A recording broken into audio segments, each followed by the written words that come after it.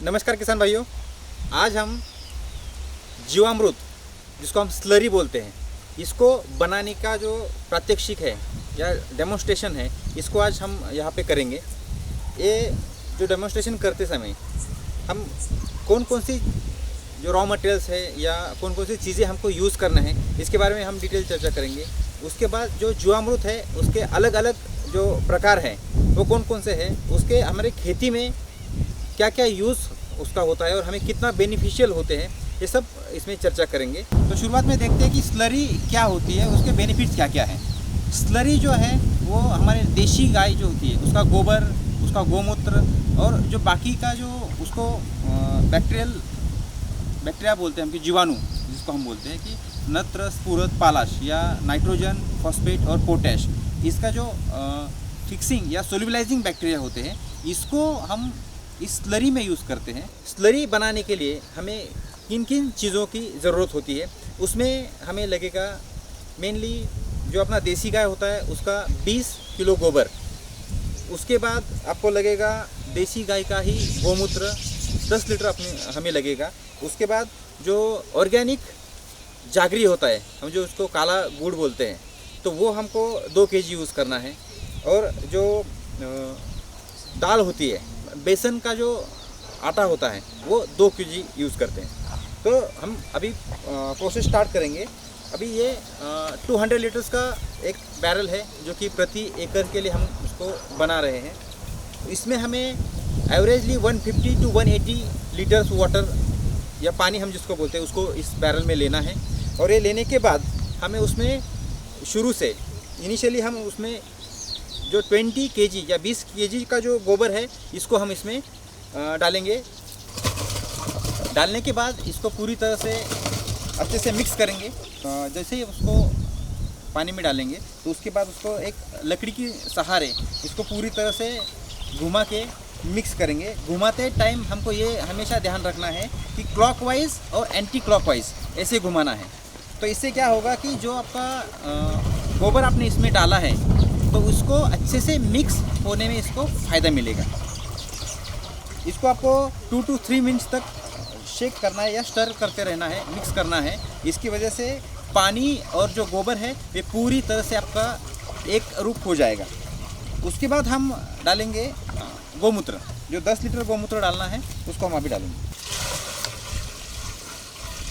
गोमूत्र डालने के बाद फिर से इसको मिक्स करेंगे। हर एक चीज़ ऐड करने के बाद हमको उसको क्लॉकवाइज और एंटी क्लॉकवाइज इसको घुमाना है, मिक्स करना है, ताकि जो भी टॉप से लेके बॉटम तक जितना भी वाटर हमने लिया है उसमें यूनिफॉर्म इसका मिक्सिंग हो जाए और जो भी हम स्लरी बना रहे हैं उसकी क्वालिटी अच्छे से मेंटेन हो जाए। उसके बाद हम इसमें बेसन लेंगे, बेसन का आटा 2 केजी हम इसमें बेसन डाल रहे हैं। बेसन डालने के मेन जो फ़ायदे हैं जो ये है कि बेसन एज ए कार्बन सोर्स, इसको हम बोलते हैं न्यूट्रिशन और कार्बन सोर्स। इसके डालने की वजह से जो भी बैक्टीरिया हम उसमें डालने वाले हैं उसका बैक्टीरियल काउंट बढ़ाने में उसको मदद होती है। तो उसको अच्छे से क्लॉकवाइज एंटी क्लॉकवाइज 3 से 5 मिनट तक उसको हिलाना है। उसके बाद हम डालेंगे ऑर्गेनिक गुड़। जागरी जो होता है वो कार्बन और नाइट्रोजन का सोर्स होता है जो कि अपने बैक्टीरिया को बढ़ने में मदद करता है, जिसकी वजह से इसकी जो क्वालिटी होती है उसको इम्प्रूव होने में हमें मदद मिलती है। अगेन मिक्सिंग करते टाइम हमें क्लॉकवाइज और एंटी क्लॉकवाइज ही मिक्स करना है और धीरे धीरे उसको यूनिफॉर्म करना है। ऐसा नहीं कि आप एक बार में झटके देके उसको मिक्स करोगे तो ये अच्छे से मिक्सिंग नहीं हो पाएगा। इसमें हम डालेंगे अपना बैक्टीरिया, जिसमें नत्र, स्फुरद, पालाश के जो बैक्टीरिया होते हैं जिसको हम PSB, अज़ोटोबैक्टर और KMB बोलते हैं।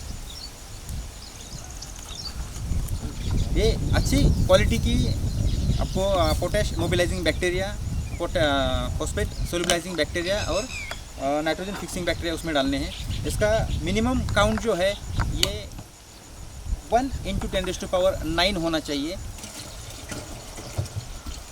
अभी हम उसको फॉस्फेट सोल्यूबलाइजिंग बैक्टीरिया उसमें ऐड कर रहे हैं। जब भी आप स्लरी बनाने की प्रोसेस चालू करोगे या बनाओगे तो उसको उस समय आपको कुछ चीज़ें ध्यान में रखनी है कि जो भी आपका बैरल रहेगा या टंकी रहेगा वो आपको छाँव में ही रखना है, धूप उसके ऊपर नहीं आनी चाहिए।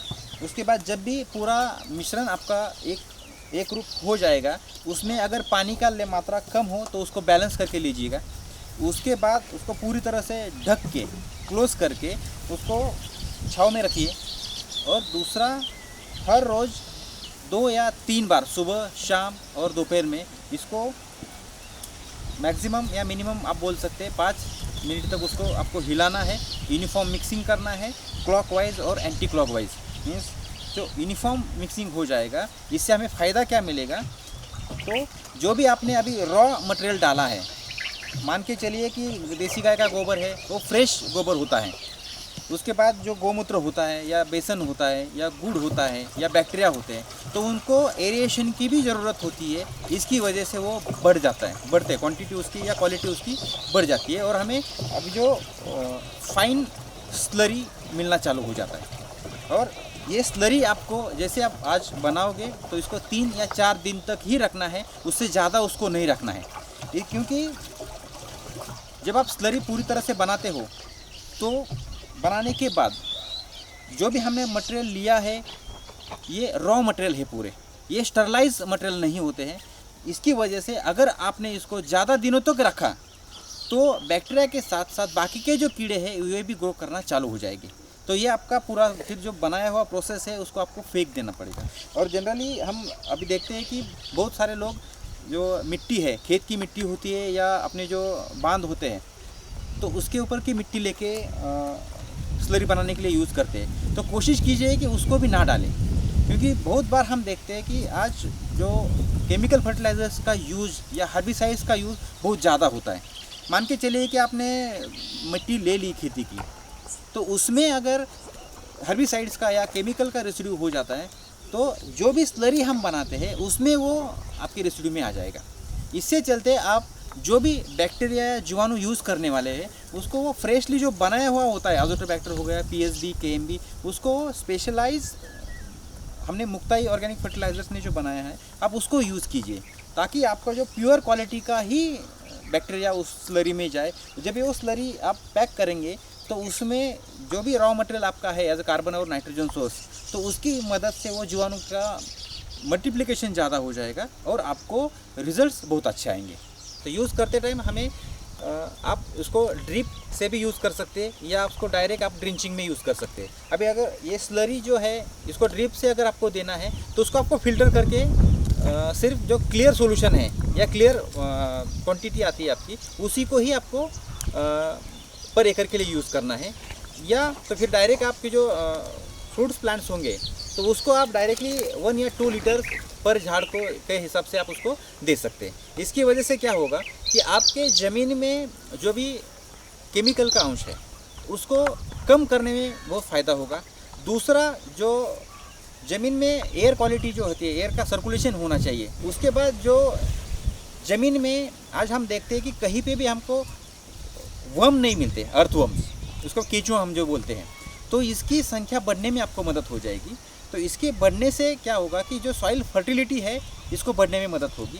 दूसरा, जो वाटर होल्डिंग कैपेसिटी है अपनी ज़मीन की, तो ये बढ़ेगी। और दूसरा, सॉइल इरोजन जो होता है, ये ज़्यादा केमिकल के यूज़ करने की वजह से ज़मीन में पानी अंदर तक जाता नहीं है, तो ये क्लियर बन जाता है। तो इसको भी अवॉइड करने के लिए या टालने के लिए हमको ये स्लरी का यूज़ अच्छे से होता है। और दूसरा, जो भी हम ये स्लरी यूज़ करते हैं तो आपका प्लांट्स में ग्रीनरी बहुत अच्छे से आएगी। उसके बाद साइज़ में आपको अच्छे से फ़र्क मिलेगा, साइज़ बढ़ेगी। आपको कुछ प्रिकॉशंस भी इसमें लेने हैं कि जब आप फ्लावरिंग होता है या फ्रूट्स प्लांट्स में जब फ्लावरिंग का टाइम होता है, उस टाइम पे हमें स्लरी देना से बचना चाहिए। अगर हम फ्लावरिंग के टाइम पे उसको दें तो उसमें क्या होता है कि नाइट्रोजन का परसेंटेज ज़्यादा हो जाता है, या CN रेशो इम्बैलेंस होने की वजह से कभी कभी आपका ड्रॉपिंग भी हो सकता है। तो इसको जैसे आपका सेटिंग या फ्लावरिंग सीज़न पूरा हो जाता है, उसका सेटिंग में कन्वर्जन होने होता है, तब उसके बाद से उसको फिर आप मंथली एक बार उसको यूज़ कर सकते हैं। इसमें अलग अलग टाइप की स्लरियाँ होती है। अभी हम सिर्फ जीवाणु स्लरी तो उसको हम बना रहे हैं, लेकिन उसके अलग अलग जो टाइप्स है कि माइक्रोन्यूट्रिएंट की स्लरी आप बना सकते हैं। उसके बाद आपके जो पल्सेस की स्लरी जो है उसको आप बना सकते हैं। मेन फर्टिलाइजर्स, उसकी भी आप स्लरी बना के दे सकते हैं। आज हमने जो बैक्टीरियल स्लरी या जीवाणु स्लरी के बारे में पूरा डेमोन्स्ट्रेशन देखा है। हम अपने अगले वीडियोज़ में जो भी बाकी स्लरीज है, मतलब माइक्रोन्यूट्रिएंट्स की हो गई या पल्सेस की हो गई, उसका भी डेमोन्स्ट्रेशन करेंगे।